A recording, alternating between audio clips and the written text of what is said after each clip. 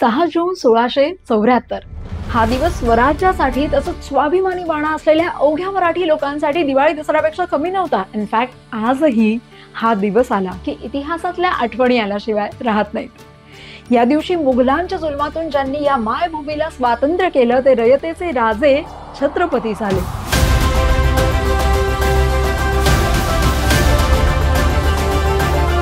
सहा जूनला मोठ्या थाटामाटात लाखभर लोकांच्या उपस्थितीत आपल्या राजाचा राज्याभिषेक पार पडला. या दिवशी धार्मिक संस्कारांसह आंघोळ करून स्नान करून कुलस्वामिनीचं स्मरण करण्यात आलं आणि त्यानंतर राज्याभिषेक सोहळ्याला सुरुवात झाली. या सोहळ्यासाठी शिवरायांनी पांढरं शुभ्र वस्त्र आणि पुष्पमाला परिधान केल्याचं सांगितलं जातं. देशातील गंगा, यमुना यासारख्या पवित्र नद्यांमधून पवित्र जल आणलं गेलं आणि याच जलानं महाराजांचा राज्याभिषेक पार पडला. अभिषेकानंतर महाराजांनी वस्त्र परिधान करत आपल्या अस्त्रांची पूजा केली आणि यावेळी अख्खा रायगड मंत्रोच्चारानं निनादत होता. आपल्या राजाचा राज्याभिषेक सुरू होता. त्यानंतर महाराजांनी घोड्यावर स्वार होत जगदीश्वराच्या मंदिराकडे कूच केली आणि तिकडून परतताना महाराजांची हत्तीवरून मिरवणूक निघाली. आपल्या पूर्वजांपैकी पण अनेक जण तेव्हा रायगडावर गेले असणार. सध्या रायगडावर जाण्यासाठी रोपवेचा मार्ग देखील उपलब्ध आहे, पण जे रायगडावर पायी गेलेत त्यांना रायगडावर चढण्यात कसली दमछाक आहे याची चांगलीच कल्पना आहे. आत्ताही रायगड पायी चढणाऱ्यांचा चांगला कस बघतो. साधी पाठीवर असलेली बॅग ही मोठ्या पोत्यासारखी वाटते. तेव्हा मनात ना एक प्रश्न नक्की पडतो, तो म्हणजे या बिकट अशा दुर्गेश्वर रायगडावर एवढे मोठे हत्ती कसे बरं नेले असतील.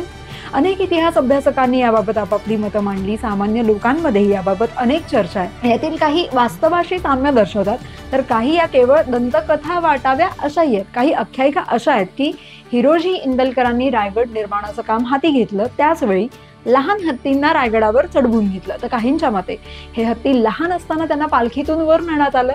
तर ही पालखीतून हत्ती नेण्याची जी गोष्ट प्रॅक्टिकली अशक्य वाटतीये. शिवराय हे दूरदृष्टी असलेले होते. त्यांनी भविष्यातला राज्याभिषेक लक्षात घेता हत्तींची लहान पिल्लं आधीच रायगडावर नेली होती आणि ते मोठे झाल्यावर राज्याभिषेकावेळी कामी येतील, हा त्यामागचा महाराजांचा दृष्टिकोन होता असंही सांगितलं जातं. याबाबत अनेक दंतकथा सांगितल्या जात असल्या तरी इतिहासकार याबाबत काय सांगतात हे पाहणं देखील महत्त्वाचं आहे. इतिहासाचा गाढा अभ्यास असणारे इतिहासकार इंद्रजित सावंत यांनी देखील यावर काही माहिती दिली आहे किंवा इतिहासातील दाखल्यांच्या साक्षीनं काही मुद्दे मांडले. ते सांगतात की पालखीतून हत्ती रायगडावर नेणं शक्य नाही. हत्ती बिकट वाटेतून चढू शकत नाही असं काहींना वाटतं, पण हत्ती सह्याद्रीच्या घाट माथ्यावरून खाली उतरतात. या पाजी रायगडावर जाणाऱ्या मार्गाहूनही लहान आहे आणि मोठा मार्ग न स्वीकारता घाट माथ्यावरून उतरायला हत्ती या पाजींच्या मार्गे जातात, जे की जंगली हत्ती आहेत. ते कोणतेही प्रशिक्षण दिलेले हत्ती नाही, कारण प्रशिक्षण दिलेला हत्ती तो खूप कसरती करतो. हे आपणही सर्कसमध्ये बघितलंय. एखाद्या प्रशिक्षण दिलेल्या हत्तीला रायगडासारखा डोंगर चढणं हे अवघड गोष्ट नाही आहे. इंग्रजांना याबाबत काही कल्पना नसल्यानं त्यांनी रायगडावर हत्ती पाहून आश्चर्य व्यक्त केलं आणि त्याबाबत तसं लिहून ठेवलं असं सावंतांचं म्हणणं आहे. त्या काळी हत्ती असणं एक ऐश्वर्याचं प्रतीक मानलं जायचं. महाराजांकडेही हत्ती होते असं त्यांनी एका बखरीतील नोंदीवरून सांगितलं. यात त्यांनी काही हत्तींची नावं देखील सांगितली. तसंच रायगडावर हत्तीच्या राहण्याची सोय होती. हिरोजी इंदलकरांनी निर्माण केलेल्या एका शिलालेखावर कुंभीगृह असा शब्द आहे. त्यामुळे रायगडावर हत्तींना बांधण्यासाठी गृह बांधली जात होती असा दाखला इंद्रजित सावंत देतात. त्यामुळे गडाच्या खालीच हत्ती सांभाळून त्याला राज्याभिषेकाच्या वेळी वर आणलं असावं किंवा ठराविक 2-3 हत्ती गडावर सांभाळले असावे असंही ते म्हणतात. यावेळी ते रायगडाच्या जुन्या वाटेचाही उल्लेख करताना दिसतात. रायगडावर जाणारी जुनी वाट म्हणजे अंधाऱ्यांवरून महादरवाजाकडे येणारी वाट, जी रायगडवाडी, नाना दरवाजा अशी आहे. अंधाऱ्यांवरून येणारा मार्ग हा मोठा मार्ग आहे आणि त्यातून हत्ती रायगडावर येऊ शकतो.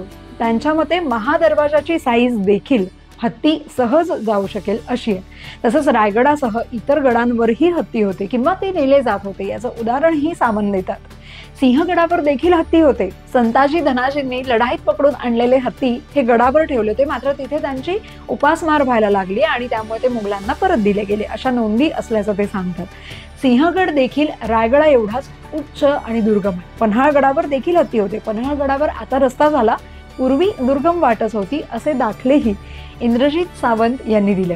त्यामुळे रायगडावर हत्ती असणं ही इंग्रजांसाठी नवलाची गोष्ट असली तरी महाराजांसाठी आणि मावळ्यांसाठी नवल करण्यासारखी गोष्ट नाही. मात्र हत्ती लहानपणी पालखीत घालून नेला ही गोष्ट इतिहासकार म्हणून इंद्रजित सावंत तरी स्पष्टपणे नाकारतात.